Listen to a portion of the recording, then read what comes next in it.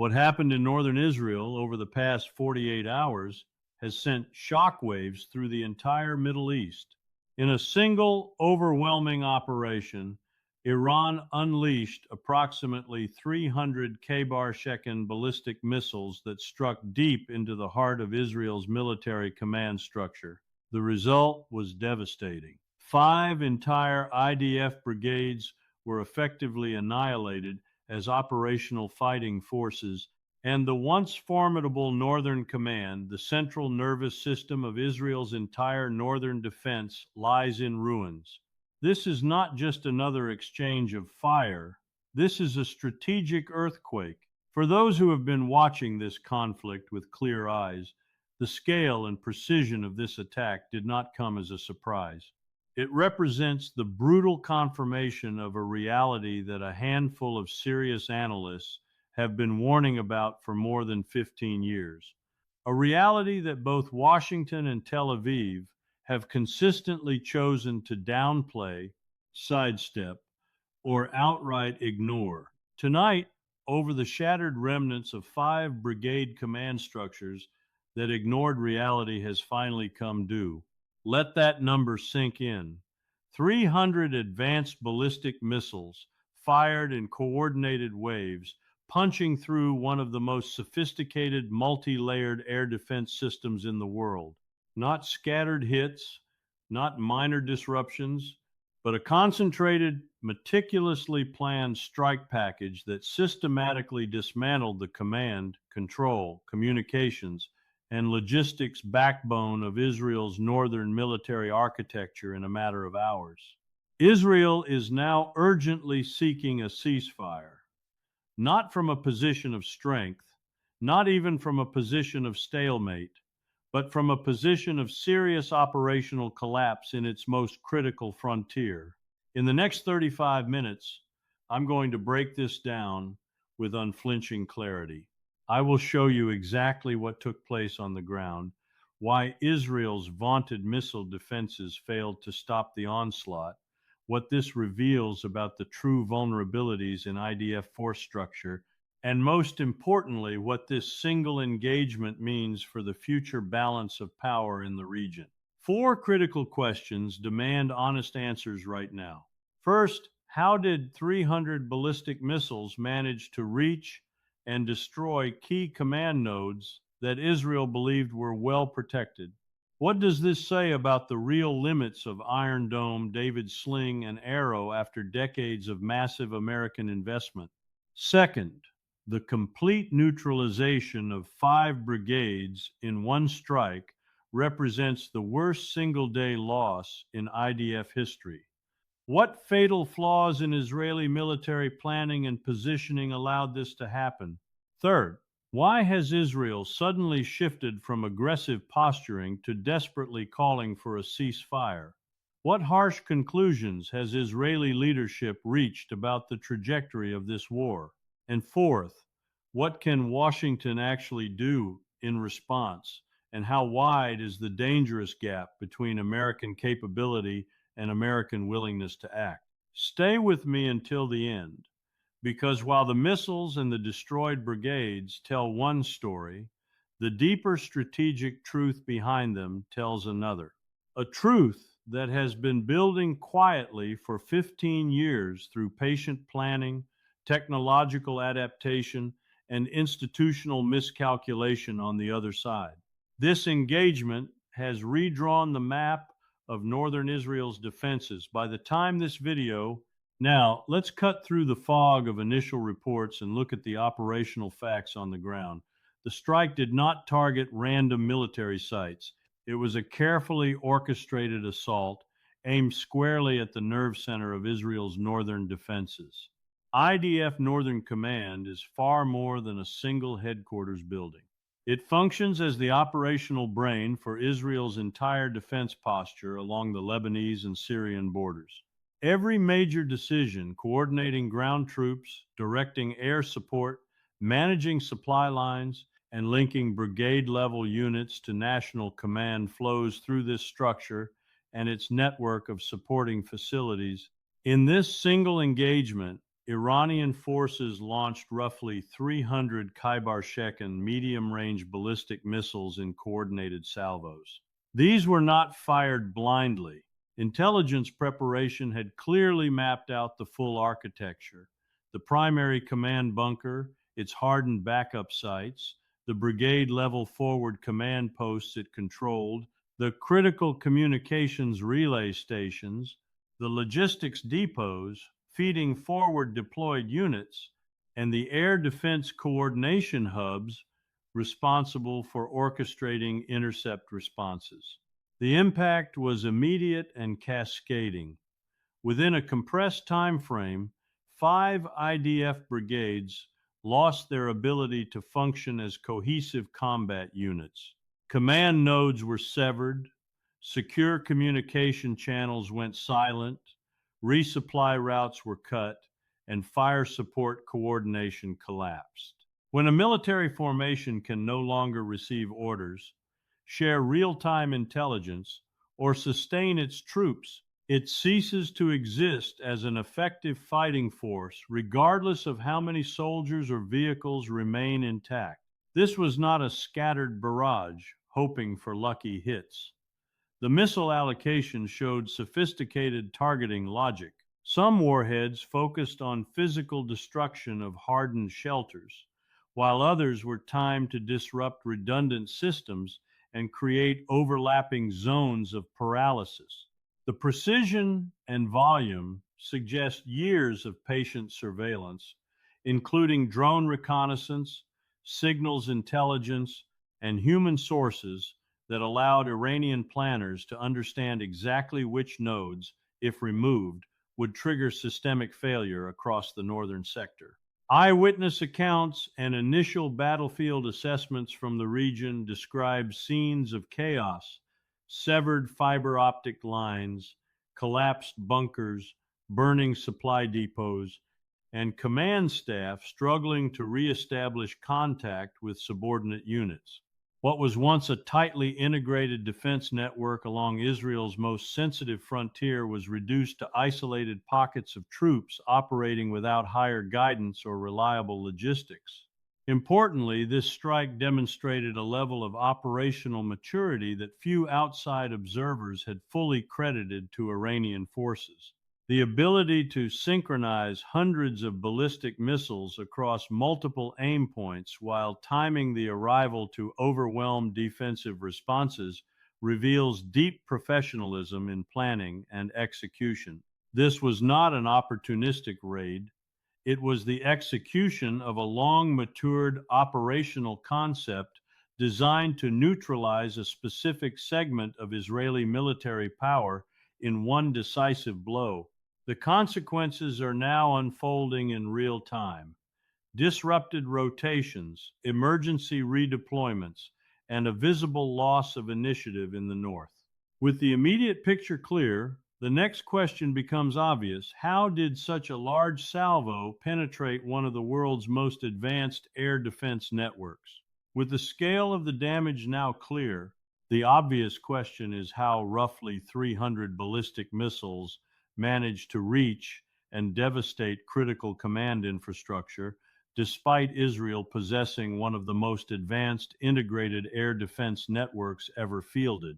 The answer lies not in a sudden malfunction of the systems, but in the fundamental mathematics and physics of large-scale saturation attacks. Israel's defensive shield consists of 3 primary layers, each optimized for different threat profiles. At the lowest tier sits Iron Dome, designed primarily to handle short-range rockets, artillery shells, and drones within 4 to 70 kilometers. Above that operates David's Sling, which targets medium-range rockets, cruise missiles, and tactical ballistic missiles out to approximately 300 kilometers using the high-performance Stunner Interceptor. At the uppermost level, the Arrow system, including both Arrow 2 and the more advanced Arrow 3, focuses on longer-range ballistic missiles with Arrow 3 capable of exo-atmospheric intercepts at extreme altitudes and distances. This layered architecture developed over decades with substantial American financial and technical support, represents a remarkable engineering achievement. Each battery integrates powerful radars, sophisticated battle management computers, and high-speed interceptors. In smaller engagements, the system has demonstrated impressive success rates, often exceeding 90% against limited salvos. Yet, effectiveness in controlled scenarios does not automatically translate to dominance against a massive synchronized barrage. The core challenge is capacity versus volume. Every interceptor launch consumes a finite and expensive munition from limited magazine stock. Iron Dome batteries carry a set number of Tamir missiles. David's sling relies on stunner rounds costing around $1 million each, and arrow interceptors are even more costly. After firing, launchers require time to reload, creating temporary windows of reduced coverage. Command systems must detect, track, prioritize, and assign interceptors to hundreds of incoming threats almost simultaneously while accounting for decoys, maneuvering warheads, and electronic countermeasures. In this engagement, the Khaybar Shekan missiles presented a particularly demanding profile. These solid fuel, road mobile ballistic weapons boast a range exceeding 1,400 kilometers, allowing launch sites to remain well beyond easy counter battery fire. Their terminal phase includes high-speed maneuvers at Mach 2 to 3, combined with guidance systems that reduce reliance on vulnerable satellite signals. When hundreds of such missiles are timed to arrive in compressed waves across a broad front, the defensive network quickly reaches its saturation point. Computer processing power, radar discrimination algorithms, and the sheer number of available interceptors become bottlenecks. Even if individual layers achieve high single-shot kill probabilities, the aggregate throughput of the entire system in the northern sector was simply overwhelmed. Some missiles were successfully engaged, but enough leaked through to strike their assigned targets with devastating effect. This outcome was not proof that the defenses failed in a technical sense. Many intercepts likely occurred, but rather that they were never engineered to absorb a sustained attack deliberately scaled to exceed their designed capacity. This highlights a deeper strategic asymmetry. Defensive systems, by nature, must protect vast areas and multiple high-value assets with limited resources. An attacker, conversely, can concentrate firepower on a narrow set of critical nodes, choosing the time, direction, and density of the assault. Iran appears to have calculated the exact volume and timing needed to push the Israeli system past its breaking point in the northern theater, where terrain, deployment patterns, and overlapping responsibilities added further complexity to the defensive task. Moreover, the Khaybar Shekan's design philosophy directly counters the assumptions baked into Israel's interceptors. Features such as composite materials for reduced radar cross-section, terminal phase agility that disrupts predictive tracking, and hybrid guidance resistant to jamming force the defense computers to work harder and commit more assets per threat. The result was a classic case of offense dictating the tempo. The defender reacts, while the attacker defines the parameters of the engagement. Importantly, this was not an isolated technical surprise. For years, analysts have warned that no finite missile shield can indefinitely guarantee protection when an adversary possesses industrial-scale production capacity, patient development cycles, and the willingness to invest in countermeasures specifically tailored against known defensive architectures.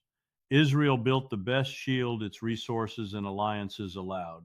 Iran, operating under heavy sanctions, focused instead on building a spear long and sharp enough to pierce it. The engagement, therefore, exposes a sobering reality.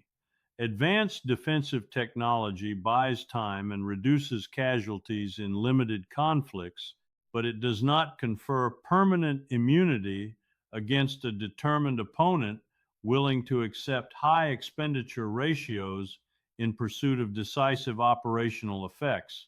The 5 neutralized brigades stand as tangible evidence of that limit being reached in real time. With the mechanics of the defensive shortfall now laid bare, we must turn to the weapon itself, the Khaybar Shekan, and examine how Iran developed a capability sophisticated enough to challenge this multi-layered shield despite decades of international isolation. Having examined how the volume of the attack overwhelmed Israel's layered defenses, we now turn to the weapon that made this possible, the Khaybar Shekan ballistic missile. This system is not merely another addition to Iran's arsenal, it represents a deliberate evolution designed from the ground up to neutralize the very air defense architecture that Israel and its partners spent billions perfecting. The Khaybar Shekan is a single-stage solid-fuel medium-range ballistic missile unveiled by the Islamic Revolutionary Guard Corps in 2022, measuring 11.4 meters in length and 76 centimeters in diameter. With a launch weight of approximately 6.3 tons, it carries a 550 kilogram high-explosive warhead. Its reported range of 1,450 kilometers allows launch positions deep inside Iranian territory, well beyond the reach of most Israeli counterstrike assets. This combination of mobility, rapid preparation time, and standoff distance gives Iranian forces significant operational flexibility. What truly sets the Khaybar Shekan apart is its terminal phase performance. The missile features a maneuverable re-entry vehicle, often described as a triconic warhead design, capable of high-speed adjustments during the final descent. Traveling at velocities between Mach 2 and Mach 3 inches the atmosphere, the warhead can execute unpredictable lateral and vertical maneuvers that disrupt the predictive tracking algorithms used by interceptors. This agility dramatically shortens the defender's reaction window and forces air defense systems to commit multiple interceptors against a single threat, an expensive and inefficient proposition. Guidance is another critical advantage. While earlier Iranian missiles relied heavily on inertial navigation with limited accuracy, the Khaybar Shekan incorporates a hybrid system that blends inertial measurement with satellite-assisted updates and onboard terrain matching or optical seekers in some configurations. This reduces dependence on any single vulnerable signal and improves circular error probable to levels suitable for striking hardened, time-sensitive targets such as command bunkers and communications nodes. The warhead itself uses advanced high-energy explosives more powerful than conventional TNT equivalents, optimized for maximum blast and fragmentation effects against fortified structures. Beyond raw performance, the missile's development story reveals remarkable resilience.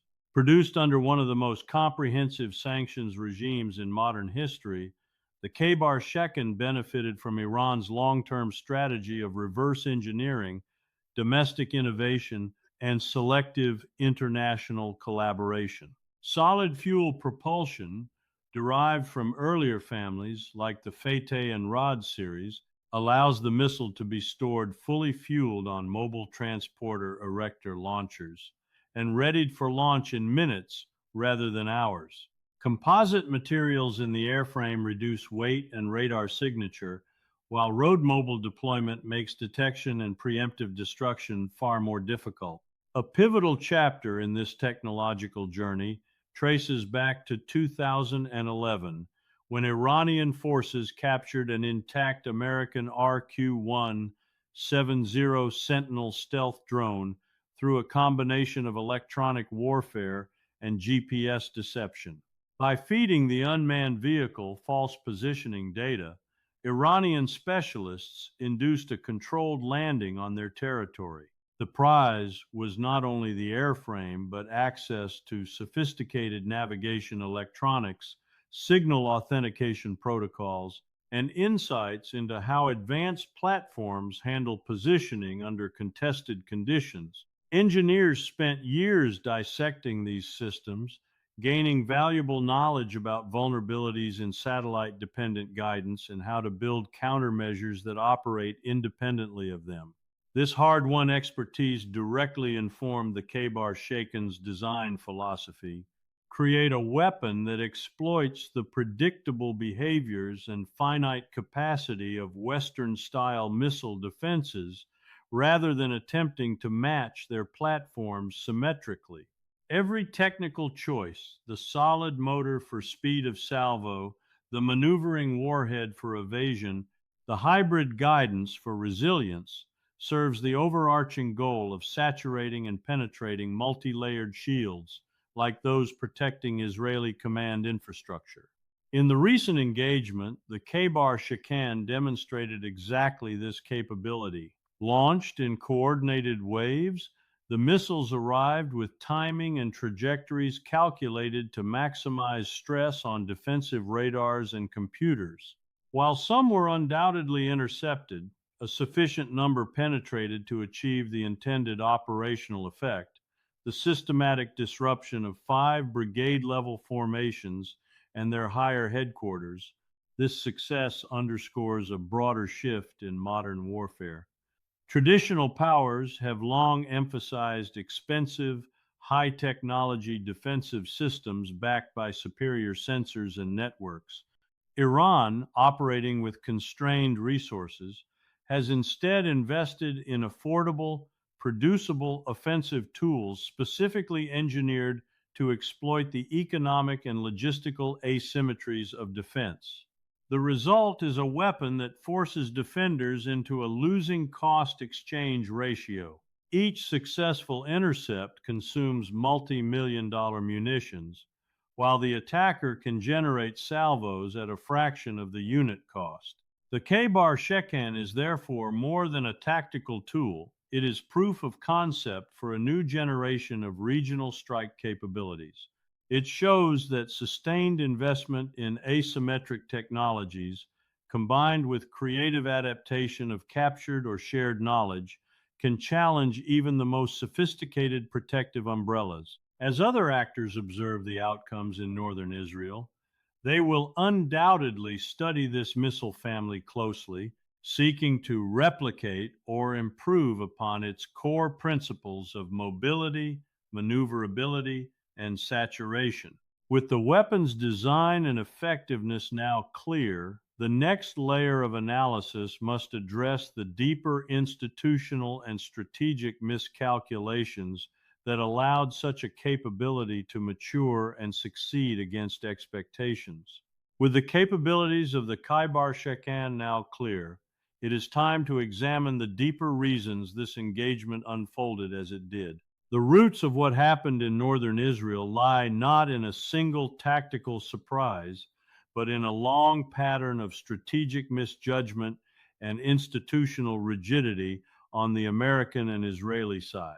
For more than 15 years, both Washington and Tel Aviv operated under a shared assumption that sustained economic pressure and technological superiority would keep Iranian military advancement in check.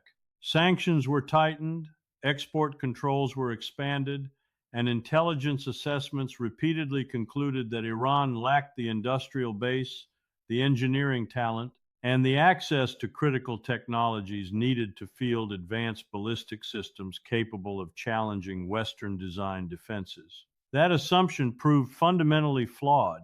The American defense establishment, in particular, fell into a dangerous habit of mirror imaging, judging Iran's potential by the standards and constraints of its own bureaucratic system. U.S.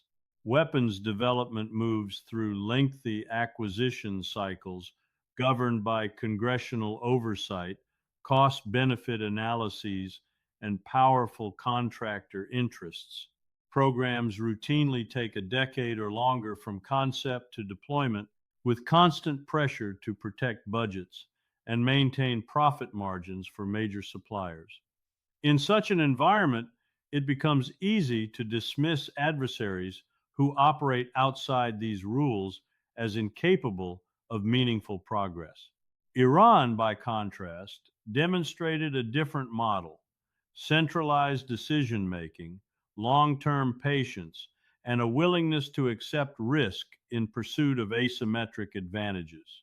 While American and Israeli planners focused on incremental upgrades to existing defensive platforms, Iranian engineers pursued a clear, consistent objective: building offensive systems specifically engineered to exploit the known limitations of those very platforms.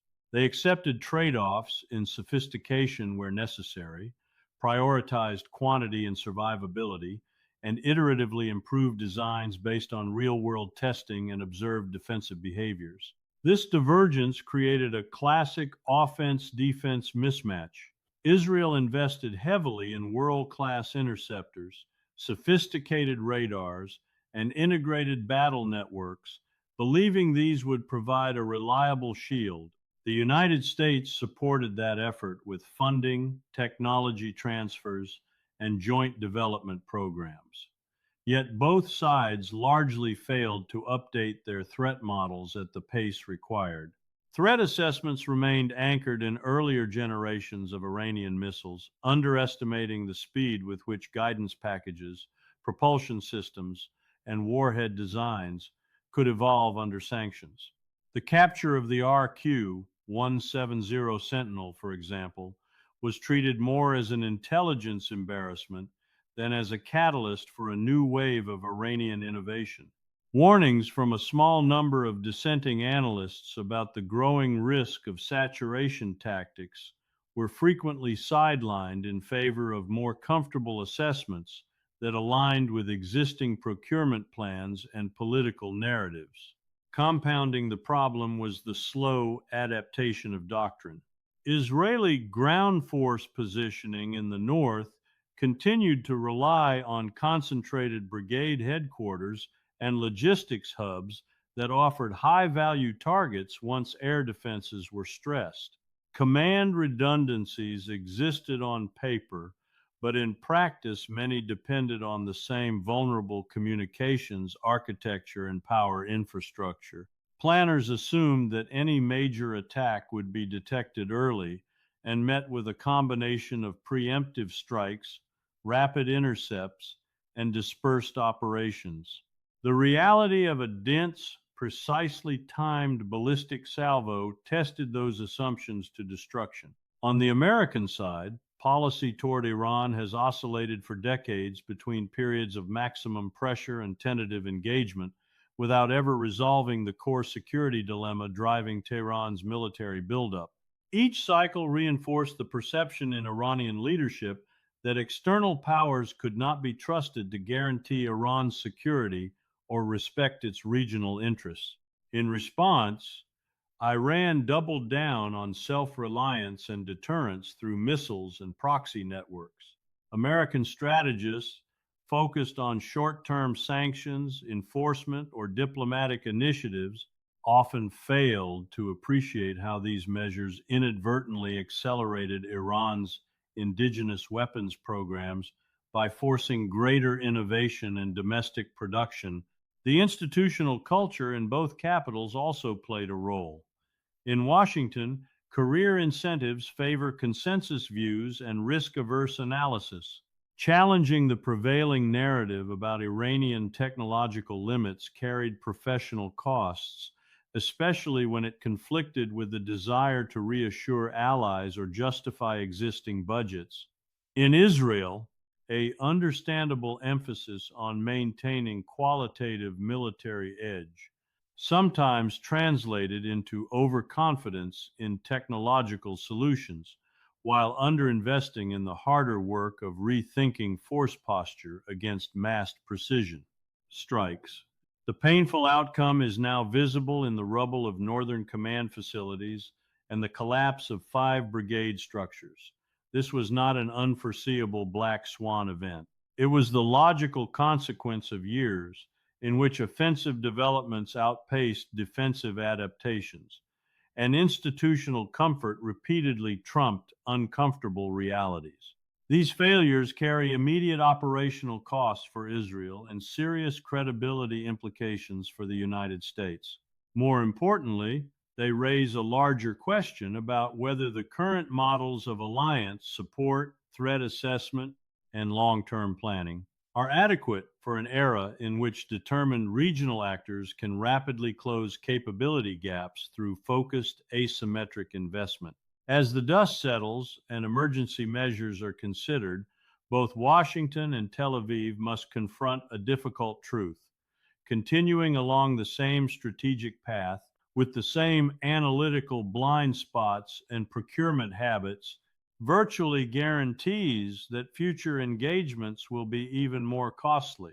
The next critical issue is how Israel and its American partner are responding or failing to respond in the immediate aftermath, and what the realistic limits of their options actually are. In the immediate aftermath of the strike, Israel's leadership faced a stark choice. Within hours, public statements shifted from defiant vows of retaliation to urgent appeals for an immediate ceasefire transmitted through American intermediaries. This rapid change in posture was not driven by humanitarian concerns or diplomatic goodwill. It reflected a cold military calculation. Continuing the fight under current conditions risked far greater losses than accepting a pause. Israeli commanders now confront the reality of a northern front stripped of its primary command and control backbone. With 5 brigades rendered combat ineffective, rapid redeployment of reserves has become necessary, but those units lack the integrated logistics, secure communications, and coordinated fire support that the destroyed architecture once provided. Restoring even minimal operational coherence will take weeks, if not months, under constant threat of follow on attacks. The psychological impact on troops and the public is equally significant. Confidence in the invulnerability of Israel's northern defenses has been shattered in a single night. This explains why Israel is now pressing for a ceasefire from a position of relative weakness rather than negotiating from strength. The goal is not to lock in territorial gains or strategic advantages, but to buy critical time to reconstitute shattered formations, repair damaged infrastructure, and reassess force posture before another large-scale strike can be launched. Any delay in reaching an agreement increases the danger that Iran or its allies could exploit the temporary paralysis with additional precision salvos or ground incursions. On the American side, the response has been predictably layered but fundamentally constrained. Emergency arms packages are being fast-tracked. Additional interceptor missiles for Iron Dome and Arrow batteries, precision-guided munitions, enhanced intelligence feeds, and accelerated delivery of spare parts. These measures provide meaningful short-term relief and signal continued commitment to Israel's security. Yet they address symptoms rather than the underlying strategic imbalance. Replenishing expended interceptors and repairing damaged command nodes cannot erase the fact that the offensive momentum now rests with the other side. The more decisive options, direct strikes on Iranian missile production facilities, storage sites, or leadership targets, remain off the table for now. American planners understand the risks all too well. Any large-scale U.S. military operation against Iran would likely trigger a multi-front retaliation. Attempts to close the Strait of Hormuz, attacks on Gulf oil infrastructure, activation of proxy forces across the region, and potential missile strikes on American bases. The economic consequences alone disrupted global energy flows, and soaring oil prices would impose immediate political costs on any administration in Washington. Iran has spent years deliberately constructing this layered deterrence posture precisely to raise the threshold for direct American intervention. By linking its missile program with maritime denial capabilities, regional alliances, and a network of capable proxies, Tehran has made the cost-benefit calculation for Washington consistently unfavorable. U.S. forces possess the technical ability to conduct punishing strikes, but the second and third order effects, regional escalation, domestic political backlash, and long-term diplomatic isolation, outweigh the perceived gains in the eyes of current decision makers. This gap between capability and willingness reveals a deeper limitation in American strategic posture. For all its military superiority, the United States finds itself constrained by the very alliances and global dependencies it helped create. Protecting energy routes, maintaining credibility with Gulf partners, and avoiding another prolonged Middle East conflict all weigh heavily against bold unilateral action. As a result, Washington's role has been reduced largely to that of crisis manager and arms supplier rather than decisive actor. The irony is painful.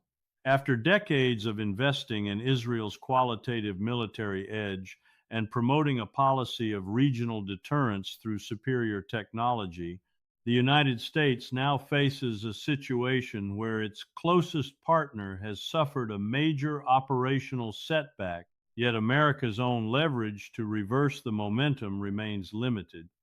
Emergency resupply helps at the margins, but it cannot restore the lost initiative or rewrite the new realities on the ground. Both Israel and the United States are therefore operating within narrow boundaries. Israel seeks breathing room to rebuild. America offers material support while carefully avoiding steps that could ignite a wider war. Meanwhile, the clock continues ticking. Every day that passes without a stable ceasefire increases the chance of miscalculation or opportunistic moves by other actors in the region. This constrained environment sets the stage for the broader geopolitical consequences now unfolding. The images of destroyed Israeli command posts are being studied far beyond the Middle East in Moscow, Beijing, and capitals across the global south. The lessons being drawn will shape alliances, procurement decisions, and strategic thinking for years to come. The repercussions of this engagement extend far beyond the hills of northern Israel. In Moscow, Russian military analysts are closely studying the effectiveness of saturation ballistic strikes against layered Western-style defenses and the precise targeting of command infrastructure. The operational lessons will likely accelerate improvements in Russian missile doctrine and influence planning for potential European contingencies. In Beijing, Chinese strategists see something different, a strategic opening. The visible erosion of Israeli confidence and American response limitations creates space for China to position itself as a credible diplomatic mediator. Through its already established ties with Tehran, Beijing can offer economic incentives and political recognition that Washington has long withheld. If China successfully brokers any ceasefire or longer-term arrangement, its influence across the Gulf and broader Middle East will grow significantly at the direct expense of American standing. For nations across the global South, the message is even more profound. They are watching a sanctioned state successfully challenge a heavily armed, technologically superior adversary through focused asymmetric investment. The model patient development of precision strike capabilities, exploitation of defensive vulnerabilities, and creation of credible deterrence is now battle-tested. Procurement priorities, military doctrines, and alliance choices in many capitals are likely to shift accordingly in the coming decade. This single night of missile strikes has therefore delivered a clear signal. The era of unchallenged technological dominance by the United States and its closest allies is eroding. Determined actors no longer need to match Western platforms symmetrically. They only need to identify and exploit specific weaknesses at sufficient scale. In the end, the destruction of 5 brigades and the paralysis of Israel's northern command represent more than a tactical setback. They expose the growing gap between battlefield reality and the institutional narratives that have guided policy for years. Both Washington and Tel Aviv now face a fundamental choice: persist with the same assumptions and risk even costlier surprises, or undertake a genuine strategic reassessment that acknowledges new power realities in the region. The coming weeks will reveal whether this shock is sufficient to drive meaningful change or whether old reflexes will prevail. History suggests that deep institutional adaptation rarely occurs without painful catalysts. This may be one such moment, or it may not. What is certain is that the strategic map of the northern Middle East has been redrawn. The question now is whether the United States and Israel possess the clarity and courage to navigate the new terrain. Drop your most thoughtful analysis in the comments below. If this video helped you see beyond the headlines, share it with others who need to understand these shifting realities. Subscribe and turn on notifications so you don't miss the next deep dive as this situation continues to evolve. Stay sharp.